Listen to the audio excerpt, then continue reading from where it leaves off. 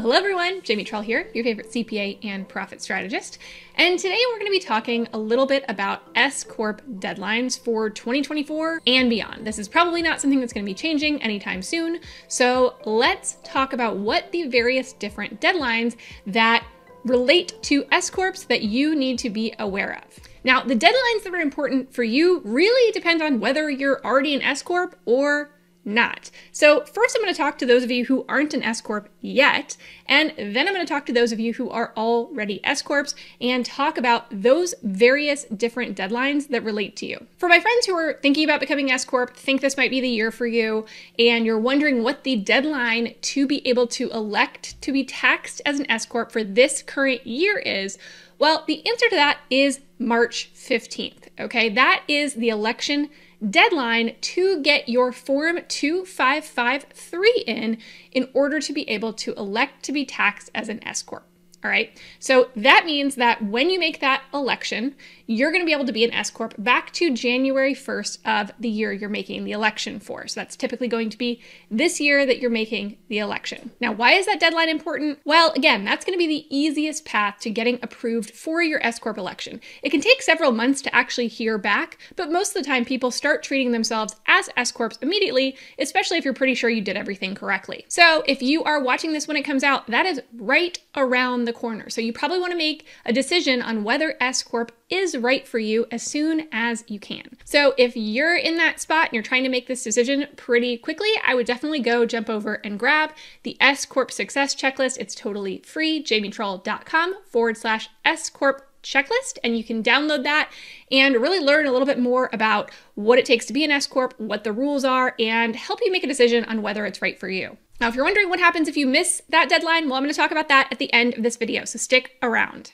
Okay, so moving on to those of you who already have elected to be taxed as an S corporation, what are the deadlines that you need to follow? Well, the most important one for you also just so happens to be the same March 15th, but for different reasons. You've already made that election, but March 15th is still important for you because that's when your S Corp tax return is due. And that tax return is called an 1120S. It is essentially a tax return just for your S corporation, and it is due a full month before your personal taxes. Now, you might be wondering, wait a second, I thought S Corps were pass-through entities. Why do I have another tax return? Don't I just pay all my taxes on my personal tax return? And you would be right. You do pay all of your taxes on your personal return, which is due April 15th. But the reason that your S Corp tax return is due on March 15th is because when you do that, it's going to generate what your total profit in your business was. And then if you are the only owner or if there are multiple owners, that process is going to generate your K1, which is essentially kind of like a W-2 or a 1099. It is your reportable income for personal purposes, okay? So you have to do the corporate return first so that you know how much income you have to claim as profit from your business on your personal 1040 that's due April 15th. So that's why it's due a month in advance. You cannot file your 1040 without first having filed that 1120S. So definitely don't skip that part. That's one of the things that is different when you move. Maybe you were a sole proprietor or an LLC and you just filed a Schedule C along with your personal taxes. When you become an S Corp, you get this fun extra tax return you get to do. Woohoo, yay. Now, if you heard that and you're looking at your watch and you're like, there's no way I'm gonna get this done by March 15th. I didn't even realize I had to do that, right?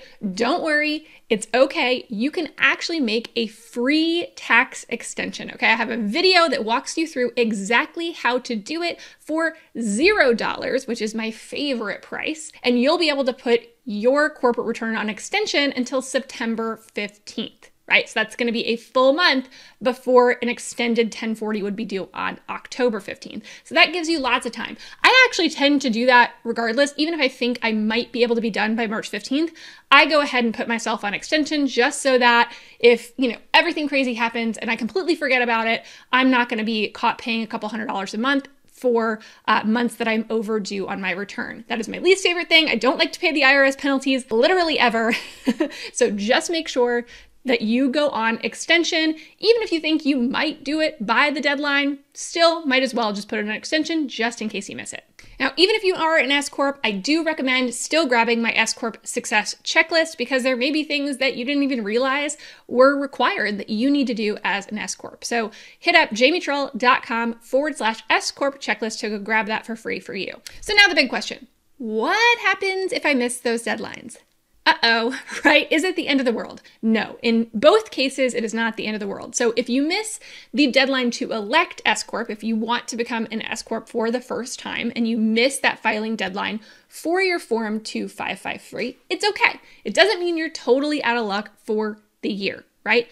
Ultimately, you're going to have to provide some additional explanation on that form, but you can still technically file it. You just need to have some level of explanation for why you didn't get that election form in on time and explain the fact that, hey, yes, I have been operating as if I'm an S Corp and therefore I should get this tax treatment back to January 1st of this year. So that is definitely something that you can do. And what happens if that March 15th deadline comes and goes and you are an S Corp that hasn't filed your 1120S? Well, I would go ahead and get it filed, first of all, but essentially you're going to have penalties of around $220 a month per shareholder. So if there are multiple share owners in this S Corp, if it's not just you, it's going to be $220 for each of them. Or if it is just you, $220 a month for each month up to 12 months that you have not filed it. And that's just for failure to file. So make sure to file it.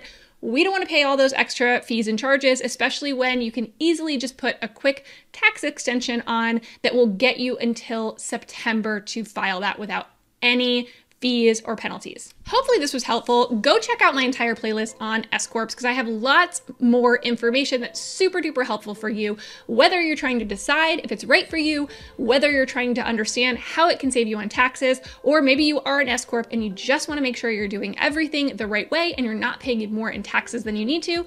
I probably have a video for you. So go check it out. I will see you next time. Make sure to like and subscribe and make sure you grab that free checklist.